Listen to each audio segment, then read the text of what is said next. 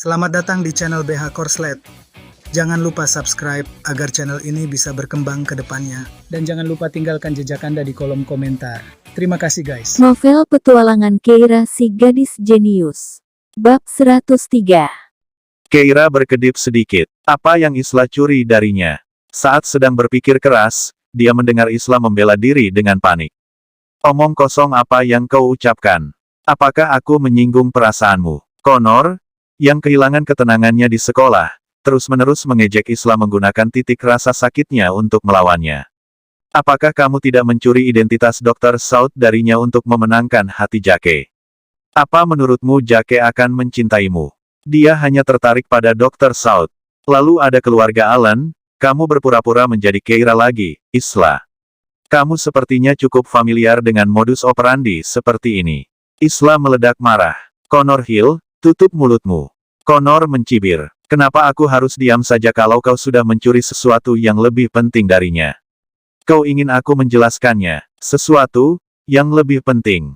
Apa itu? Keira mengerutkan kening. Isla berteriak, diamlah. Diam. Tampaknya Connor masih menaruh harapan padanya, jadi dia tidak mengungkit topik itu lagi. Isla, aku bisa diam saja, tapi kamu harus kawin lari denganku.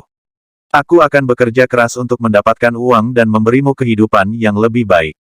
Isla menarik napas dalam-dalam dan berkata dengan tegas, dasar kau yang putus sekolah, apa yang bisa kau berikan padaku? Aku hanya ingin posisi sebagai simpanan keluarga Horton. Connor Hill, aku tidak mau pergi denganmu. Apa kau tidak takut aku akan membocorkan rahasiamu? Gerutu Connor dengan marah. Isla terkekeh. Silakan saja. Connor Hill, apakah kau benar-benar percaya bahwa hanya kau yang memiliki pengaruh terhadapku dan bahwa aku tidak memiliki pengaruh terhadapmu? Connor tercengang. Apa maksudmu? Isla tampaknya telah mengeluarkan perekam suara, dan setelah menyalakannya, terdengar desisan arus listrik, diikuti oleh rekaman suara Connor. Isla, jangan khawatir, aku telah membunuh ayahku. Dia tidak akan pernah mengganggumu lagi. Isla berseru, bagaimana kau bisa membunuh seseorang? Kau akan berakhir di penjara. Tidak, aku bisa menyalahkan Keira. Isla, aku sudah menyingkirkan dua orang menyebalkan ini untukmu sekaligus. Ingat, ini semua demi kebaikanmu sendiri. Aku mencintaimu. Rekamannya tiba-tiba berakhir. Isla tertawa. Connor, kalau kau berani membocorkan rahasiaku, aku akan serahkan ini ke polisi.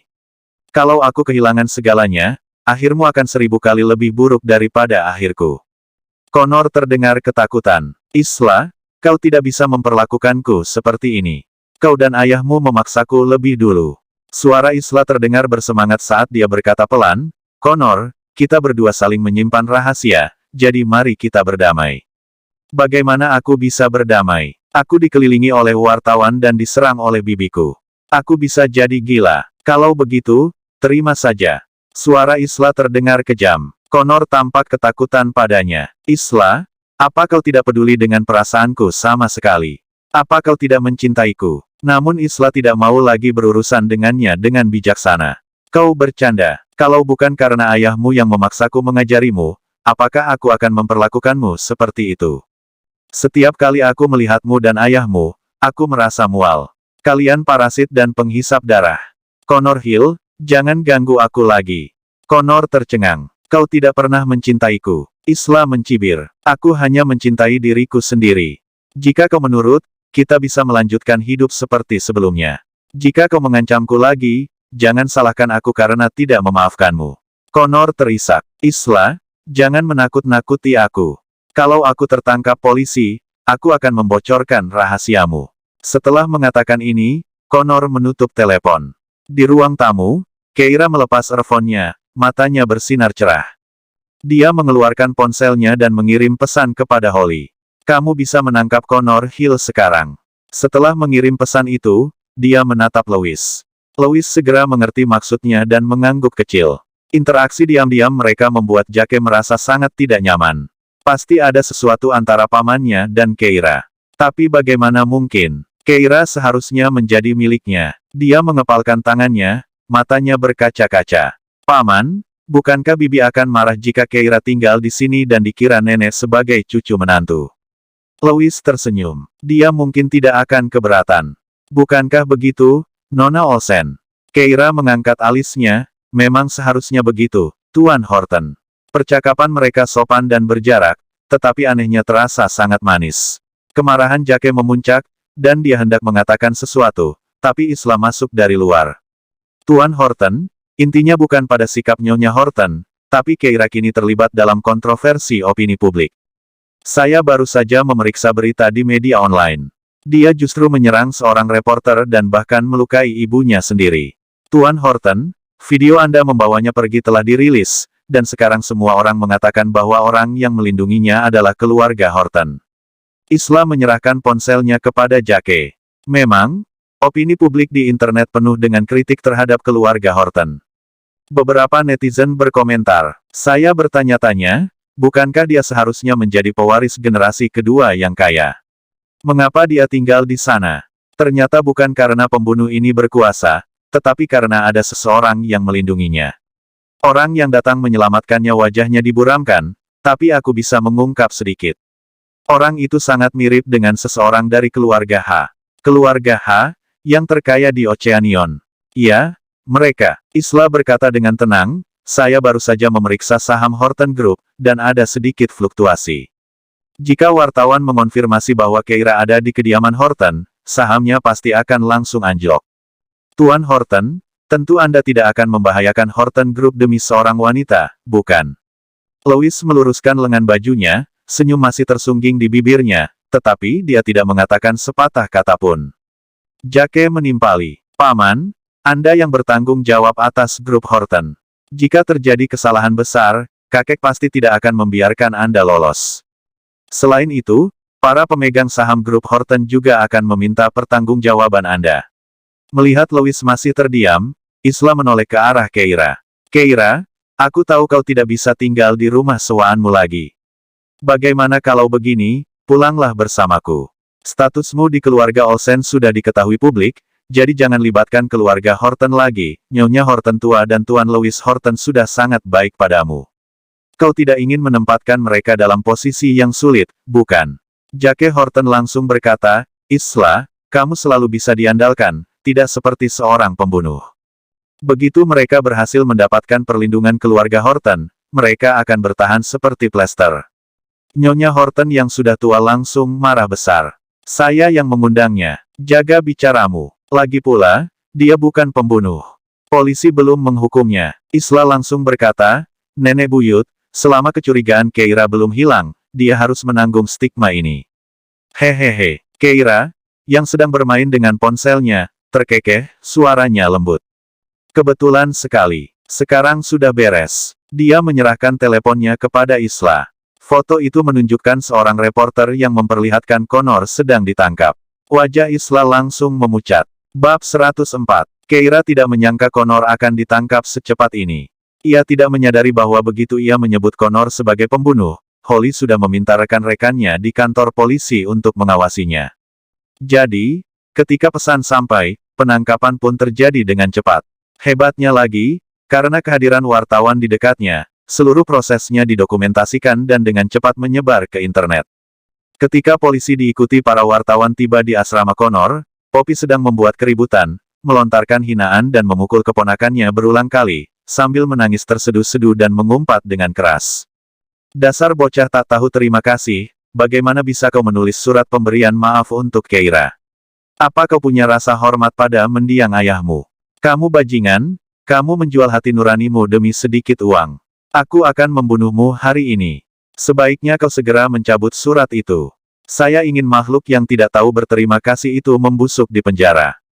Dia harus membayar tindakannya. Dasar bodoh. Meskipun seorang pria, Connor agak lemah dan, dikelilingi oleh kerumunan siswa, ia merasa tidak mampu melawan. Namun, Poppy adalah seorang wanita setengah baya dengan tangan yang kuat, jadi Connor terpaksa menghindari serangannya dan melindungi kepalanya, tidak mampu melepaskan diri dari cengkeraman bibinya. Untungnya, kedatangan polisi memberinya penyelamatan tepat waktu. Dengan penuh semangat, dia berkata, "Petugas, tolong bawa wanita gila ini pergi. Dia menyerang saya." Sayangnya, petugas hanya menghampirinya. "Connor Hills, Anda dicurigai melakukan tindakan pembunuhan. Mohon bekerja sama dalam penyelidikan kami." Mendengar hal itu, Baik wartawan di sekitar maupun Poppy tercengang. Poppy menenangkan diri dan berkata, "Ya, bawa dia pergi. Suruh dia menarik kembali surat pengampunan itu. Aku tidak akan menerimanya. Aku ingin pembunuhnya mati. Mati." Mendengar perkataannya, seorang wartawan di dekatnya bertanya, "Pak polisi, kami bingung. Mengapa Anda menangkap Connor atas tuduhan pembunuhan? Bukankah seharusnya Anda menangkap tersangka? Mungkinkah karena dia dibayar untuk surat pengampunan itu? Kapan polisi akan menangkap Nona Olsen? Tersangka pembunuhan dibebaskan dengan jaminan sambil menunggu persidangan. Mengapa polisi di sini untuk menangkap korban? Apa alasannya? Apakah polisi telah ditekan oleh keluarga kaya? Apakah ada semacam kolusi yang terjadi?" Poppy berteriak, "Kalian seharusnya menangkap Keira Olsen. Dia pembunuhnya. Tembak dia." Biasanya, polisi tidak perlu menjelaskan tindakan mereka kepada publik, namun mengingat dampak luas dari kasus ini, para petugas meminta izin dari atasan mereka sebelum dengan enggan berbicara kepada para jurnalis. Di kediaman Horton, Isla pucat pasi. Melihat tekad di wajah Keira, dia merasa takut. Mungkinkah seperti yang dibayangkannya? Jake berkata, "Paman, apakah Anda menonton beritanya? Bahkan para jurnalis mulai menyebut-nyebut keluarga kita. Nanti, orang-orang akan tahu bahwa keluarga kaya yang mereka maksud adalah keluarga Horton. Apakah Anda benar-benar akan melindungi seorang pembunuh?" Louis berbicara dengan nada serius, "Pernahkah kau mempertimbangkan mengapa polisi menangkap Connor dan bukan Keira?" Jake mencibir, "Kenapa begitu? Pasti karena mereka butuh lebih banyak bukti dari Connor Hill, kan? Maksudku, Connor Hill tidak mungkin pembunuhnya, kan?" Isla menjadi semakin pucat mendengar kata-katanya, tatapannya terpaku gugup pada adegan siaran langsung yang tersaji di layar ponselnya. Tepat saat itu, polisi itu berbicara. "Kami punya bukti kuat bahwa Connor Hill adalah pembunuhnya. Dia telah membuat tuduhan palsu terhadap Nona Keira Olsen, jadi kami akan menahannya untuk diinterogasi lebih lanjut." Begitu kata-kata ini diucapkan, para wartawan di tempat kejadian tercengang. Semua orang mulai berteriak, "Bagaimana itu mungkin? Benar sekali. Korban adalah ayah Connor Hill. Bagaimana mungkin dia pembunuhnya? Bukankah ini pengakuan yang terlalu dipaksakan? Hanya untuk membersihkan nama baik wanita itu." Poppy, yang baru saja dengan kasar menghadapi Connor, tidak tahan melihat keponakan satu-satunya dieksekusi. Dia tiba-tiba berdiri di depannya, melotot marah ke arah petugas. "Omong kosong apa yang kau bicarakan? Bagaimana Connor bisa membunuh saudaraku? Itu adalah ayah kandungnya. Apakah ini permainan Keira Olsen? Apakah dia menyuapmu untuk menjebaknya?" Para petugas polisi tetap tenang dan serius. "Kami tidak akan bersikap lunak terhadap pelaku kejahatan, dan kami juga tidak akan menuduh siapapun secara keliru. Kami memiliki bukti yang kuat dan meyakinkan, dan kami telah melalui pendekatan scientific crime investigation." "Bukti apa? Kalau kau tidak menunjukkannya, kau tidak bisa membawanya pergi." Poppy terus menghalangi dan melindungi Connor. Connor menelan ludah. Karena ahli menipu, ia berpura-pura menjadi korban dan memohon ke kamera. "Aku tidak membunuhnya. Bibi, tolong bantu aku. Aku sudah mengeluarkan surat untuk memaafkan Keira. Apalagi yang mereka inginkan dariku?" Para wartawan langsung tersesat. Mereka berkumpul di sekitar Connor. "Saat ini, kami mempertanyakan keadilan hukum Anda. Tanpa bukti yang cukup, Anda tidak dapat menangkapnya. Dari apa yang kudengar, bukankah surat pengampunan itu diberikan tanpa sengaja? Pasti ada konspirasi. Sampai saat ini, kami para jurnalis juga ditempatkan di luar rumah keluarga H yang kaya raya, namun kami belum melihat tanda-tanda adanya penangkapan. Sebaliknya, Anda menangkap korban. Apakah beberapa orang benar-benar kebal hukum? Apakah rencana Anda untuk menangkap keluarga korban, sehingga tidak ada yang tersisa untuk protes?" Suara-suara yang tidak pasti itu keluar dari siaran langsung di telepon. Jake melanjutkan pertanyaannya. "Paman, apakah Anda menekan kantor polisi atau memfitnah Connor Hill? Apakah Anda mendengarnya? Masyarakat tidak buta, mereka tidak bodoh. Anda tidak dapat melindunginya dengan taktik licik ini. Dengan begitu banyak orang yang menonton, apakah Anda benar-benar akan mengabaikan reputasi keluarga Horton demi wanita ini?" Saat ia diinterogasi, salah satu petugas mengeluarkan telepon dan memutar rekaman. Rekaman itu memutar percakapan antara Isla dan Connor. "Isla, jangan khawatir. Aku sudah membunuh ayahku. Dia tidak akan mengganggumu lagi. Bagaimana kau bisa membunuh seseorang? Kau akan masuk penjara karena itu. Tidak, aku sudah menjebak Keira untuk itu. Isla, aku sudah mengurus kedua orang menyebalkan itu untukmu. Aku melakukan semuanya untukmu. Ingat itu, aku mencintaimu. Mendengar kata-kata ini, Connor menatap para petugas dengan pandangan tidak percaya.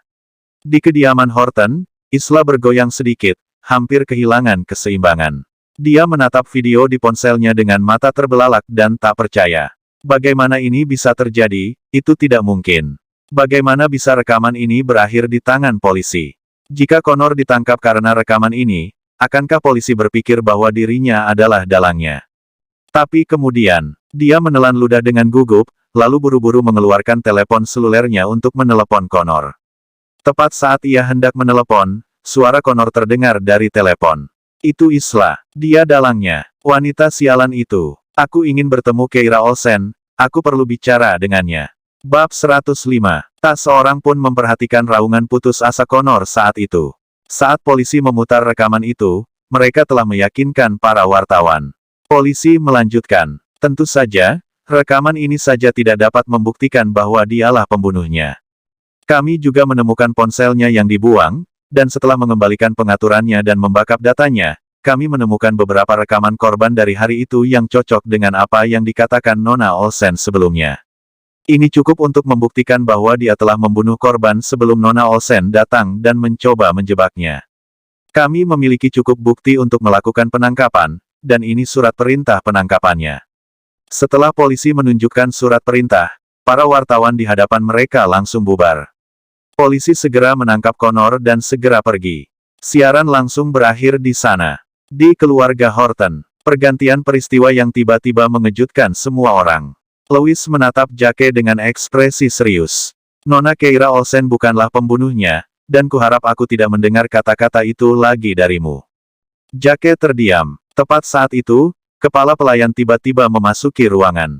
Tuan, ada petugas polisi di luar. Mereka ingin Nona Olsen pergi ke kantor polisi dan membantu penyelidikan. Mendengar hal itu, Jake pun kembali menemukan keberaniannya. Paman, meskipun dia bukan pembunuhnya, dia tetap ada hubungannya dengan kasus ini. Sungguh malang jika seseorang terus-terusan mendatangi kantor polisi. Tidak pantas baginya untuk tinggal di kediaman Horton. Namun, begitu dia selesai berbicara, kepala pelayan itu terbatuk dan berkata dengan malu, mereka mencari Nona Isla Olsen.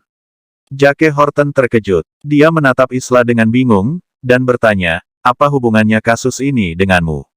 Kenapa mereka ingin kau ada di sana? Wajah Isla memucat, dia bingung dan terhuyung-huyung, menatap kosong ke arah Jake. Jake, aku. Pikirannya penuh dengan Connor, dan dia tidak bisa segera menghibur Jake. Keira, yang mengamati tempat kejadian perkara, berkata sambil tersenyum, jangan gugup. Polisi ingin menemui Isla mungkin untuk penyelidikan kasus. Dalam rekaman tadi, orang yang berbicara dengan Connor di telepon adalah Isla, kan? Isla, setelah Connor melakukan pembunuhan, mengapa dia menelponmu? Isla menelan ludah dengan gugup, mengepalkan tangannya, dan saat melihat tatapan bingung Jake, dia bergegas menjelaskan, aku tidak tahu. Aku merasa kasihan padanya sebelumnya dan memberinya sejumlah uang, dan dia terus menempel padaku. Keira menunduk. Jadi, maksudmu kau memberikan rekaman itu ke polisi? Lagi pula, hanya kau yang punya rekaman pembicaraan kalian, kan? Isla ingin menyangkalnya, tetapi Keira melangkah lebih dekat, menatap lurus ke matanya, lagi pula, jika bukan kamu, mengapa kamu melindunginya? Isla menyadari bahwa dia telah terpojok. Lagi pula, dia tidak bisa memberikan penjelasan yang lebih baik. Dia mengepalkan tangannya dan hanya bisa mengangguk, ya, itu aku. Tidak heran polisi datang untuk meminta kerjasamamu dalam penyelidikan. Saat kau tiba di kantor polisi, kau pasti akan mengatakan yang sebenarnya kepada polisi, bukan? Isla terdiam. Dia menarik napas dalam-dalam dan berbalik dengan malu, bersiap mengikuti kepala pelayan keluar saat Keira tiba-tiba melihat ke arah Jake. Kau tidak ikut dengannya. Jake tercengang. Keira mengangkat sebelah alisnya, dia tunanganmu. Apa kau tidak peduli padanya? Lagi pula, kantor polisi adalah tempat yang menyeramkan. Terprovokasi oleh kata-katanya, Jake segera pergi ke sisi Isla Olsen. Aku akan pergi bersamamu. Isla terkejut. Dia tidak membutuhkannya di sana. Namun Jake Horton tidak memberinya kesempatan untuk menolak dan mengikutinya keluar. Di dalam kantor polisi, di ruang interogasi, seorang polisi bertanya, "Tolong beritahu kami, apa sebenarnya hubungan Anda dengan Connor?" Isla menjelaskan, "Saya tidak punya hubungan apa-apa dengannya. Dulu waktu SMP, saya melihatnya dikucilkan oleh teman-teman sekelas dan merasa kasihan padanya, jadi saya membantunya mengerjakan beberapa pelajaran, tetapi kemudian dia bergantung pada saya, menelpon saya berkali-kali selama bertahun-tahun." Polisi itu bertanya, "Setelah dia melakukan pembunuhan, dia menelpon Anda terlebih dahulu. Mengapa Anda tidak mendorongnya untuk menyerahkan diri?" Dengan Jake berdiri tepat di sampingnya, Isla tidak berani bicara sembarangan dan terus menjauhkan diri dari kejadian itu. "Saya tidak pernah membayangkan dia akan bertindak sejauh itu dengan membunuh ayahnya sendiri. Saya benar-benar terkejut. Ini pertama kalinya dalam hidup saya mendengar seseorang melakukan pembunuhan dan kemudian mencoba menjebak orang lain. Saya terus menyalahkan diri sendiri selama ini. Saya mendesaknya untuk menyerahkan diri, tetapi dia tidak mau mendengarkan dan bahkan mengancam akan membunuh saya jika saya berbicara." Petugas polisi, bisakah Anda tidak memberitahu dia tentang percakapan kita hari ini? Saya khawatir dia akan membalas dendam kepada saya setelah dia dibebaskan. Tentu saja, kami akan melindungi saksi. Polisi itu kemudian berkata, "Jadi rekaman anonim yang kami terima sebenarnya dikirim oleh Anda, kan?" Isla terdiam sejenak, lalu mengakui dengan enggan.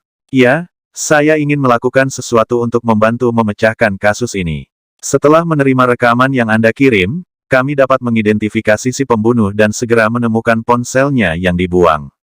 Jika tidak, beberapa hari lagi dan sedikit hujan akan merusak ponsel dan semua file audio yang memberatkan di dalamnya, membuat kami kehilangan bukti yang paling efektif." Petugas polisi yang mewawancarai Isla berdiri. "Atas nama kantor polisi, saya berterima kasih atas bukti yang Anda berikan." Isla melambaikan tangannya. "Tidak apa-apa. Itu yang seharusnya dilakukan warga negara manapun." Polisi itu menunjuk ke arah pintu. "Baik, terima kasih atas kerja-samanya. Saya akan mengantar Anda keluar." Isla dan Jake berjalan keluar bersama, dan dalam perjalanan, dia bertanya, "Tuan, Anda tidak akan memberitahu Connor tentang percakapan kita, bukan? Dia sangat kejam, dan tatapannya benar-benar mengintimidasi, jadi saya harap Anda dapat mengambil tindakan pencegahan." "Saya tidak ingin dia mengetahuinya." Polisi itu mengangguk. "Saya jamin, dia tidak akan diberitahu." Isla meninggalkan kantor polisi dengan ekspresi gelisah. Setelah keluar dari kantor polisi, dia melihat ke belakang lagi. Di luar sudah gelap, pintu masuknya terang benderang, dan di dalam juga sama terangnya dengan banyak petugas yang bergerak, mencatat, dan bekerja dengan tekun. Dia bertanya-tanya di ruang interogasi mana Connor berada. Namun, Isla mengatupkan rahangnya, menarik napas dalam-dalam, dan sedikit ekspresi mencemooh terpancar di matanya. "Itu yang terbaik. Mengusir Connor Hill berarti dia tidak bisa mengganggunya lagi. Apa yang sedang kamu pikirkan?" "Masuk ke mobil." Suara Jake menyadarkan Isla. Dia menundukkan kepalanya. "Jake, aku agak takut dia balas dendam." "Jangan khawatir. Aku di sini." Jake melindunginya dan membawanya ke mobil. Mereka tidak melihat bahwa di lantai 3 kantor polisi, di sebuah ruangan dengan lampu mati, Connor berdiri di jendela, menatap ke bawah dengan pandangan sinis. Cepat, lampu di ruangan itu dinyalakan. Keira, Lois, dan Holly sedang duduk di ruangan sambil memperhatikannya. Keira mengetuk meja. "Kau mendengar interogasi tadi, kan? Kau juga melihat apa yang terjadi di bawah, jadi, apa ada yang ingin kau katakan padaku?" Bersambung.